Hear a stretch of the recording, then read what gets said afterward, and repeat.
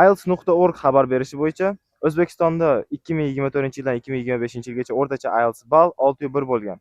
Xo'p, hozirgi kunda ham bu natija deyarli o'zgarmadi desa ham bo'ladi. Xo'p, muammo nimada? Bizga yuqori ball olishligimiz uchun nimalar yetishmayapti? Assalomu alaykum. Ismim Abdulloh. Birinchi urinishda IELTSdan 8 olib chiqqanman va bugungi videoda nimaga ko'p o'quvchilar 7 dan baland ololmayotganini va o'zi 7+ olishlik uchun nimalar qilish kerakligini va undan muhimi nimalar qilmaslik kerakligi haqida gaplashamiz. Keling birinchi bo'lib muammoni ko'rib chiqamiz. O'zi nimaga 7+ olisha olmayapti ko'pchilik? Xo'p, balkim ko'p studentlarda talant yo'qdir, sharoit yo'qdir, qimmat kurslarga borib o'qisha olmayotgandir deyishingiz mumkin. Lekin aslida bu muammoning sababi juda oddiy. Sababi shu ko'pchilik noto'g'ri self study yoki study plan umumanda noto'g'ri o'qishligi yoki IELTSni erta boshlab olishligidadir. Hop, oldindan aytib qo'yaman, bu video yetarlicha dars qilmayotgan yoki o'zi IELTSga tayyorgarlik ko'rishlik uchun motivatsiyasi yo'qlar uchun emas. Bu video rostdan ham harakat qilib kurslarga borib yoki o'zi o'qib, o'zini ustida ishlab tayyorlanib, shunda ham o'z xohlagan natijaga erisha olmayotgan studentlar uchun bu video. IELTS imtihoni bu shunaqa imtihonki, sizni general Englishingizni 4 ta skill orqali tekshiradi. Buni hamma biladi. Listening, reading, speaking va writing. Siz shu 4 ta skilllarni kuchaytirishingiz kerak. Ko'pchilik hozirgi talabalarda muammosi ham shunda. Ular IELTSga fokus qaratishyapti. 4 ta skill general English, ya'ni bu yerda qolib ketib qolyapti. Hozirda ko'p o'quvchilar o'quv markazlarida intermediate-dan keyin IELTS kursiga sakrab o'tib ketishyapti. O'zi aslida intermediate-da o'qiydigan o'quvchilarning o'zi darajasi asl intermediate bo'lmaydi ko'pchilik holatda. Men o'zim ko'rganman buni. Yokida elementary yokida pre-intermediate bo'ladi. Shu imtihondan imtihonga sakrab ustozlari yoki o'zlari o'tib olishgan bo'ladi. Shuning uchun birinchi o'rinda general Englishda mustahkam qolishlik kerak. Meni tavsiyam, meni bu shaxsiy fikrim, IELTSni advanced darajasini bitirgandan keyin o'qishlik kerak.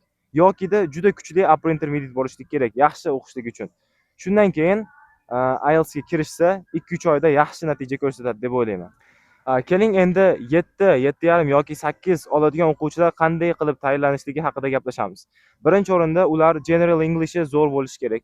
Har doim o'zini darajasi advanced yoki kuchli upper intermediate bo'lishi kerak aytganimdek. Buni qanday bilsa bo'ladi? British Council English Score degan priложение bor. Shu yerga qo'yib qo'yaman. Shu priложениеda test bor. Bu test siz general Englishingizni test qilib beradi. Shuni qilib ko'ringlar. Agar sizlarda upper intermediate yoki advanced chiqadigan bo'lsa, bemalol IELTSga kirishinglar mumkin. Xo'p, undan keyin eng asosiy narsalardan biri bu input. Buni ko'p takrorlab o'tganman boshqa darslarda. Listening va reading. Shu ikkala narsani doimiy ravishda har kuni qilib borishlik kerak. Xo'p, masalan, listeningni oladigan bo'lsak, bitta podkast olasiz, inglizlarni, native inglizlarni podkastini va shuni analiz qilasiz. U yerda kelib chiqadigan foydali frazalar, grammatik sentencelar shu kabi narsalarni o'zingizga olib qolib, o'zingiz keyin ularni ishlatishga harakat qilasiz. Readingda ham xuddi shunday. Artikellar o'qiysiz. Asosan artikel o'qishingiz kerak bo'ladi har kuni va unda ham analiz qilib o'qiysiz. Speaking va writing keladigan bo'lsak, bularga ChatGPT yoki Claude'ni ishlatib ballingizni o'stirishingiz mumkin. Mana masalan, Claude'ga essayingizni jo'natasiz va unga shu promptni yozasiz. Sen IELTS expertsan va bu essayda xatolarni tushuntirib ber va ularni to'g'rila va taxminan bu essayni IELTSdaqa bahola. Buni sizga xatolaringizni tushuntirib bergandan keyin siz undan keyin yana bitta prompt yozasiz.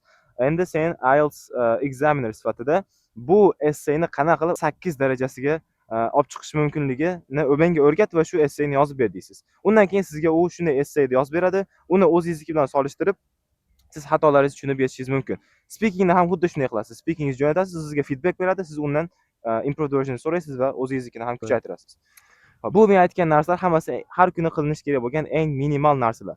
Agarda kuchli upper intermediate yoki advanced o'quvchi shu aytgan narsalarimni 3 oy davomida qiladigan bo'lsa, 7 ni qo'rqmasdan 7.5 yoki даже 8 ham olib chiqishi mumkin imtihonda. Agarda videoda foydali deb topgan bo'lsangiz, buni tanishlaringizga jo'natib qo'ying, ular ham foyda olishsin.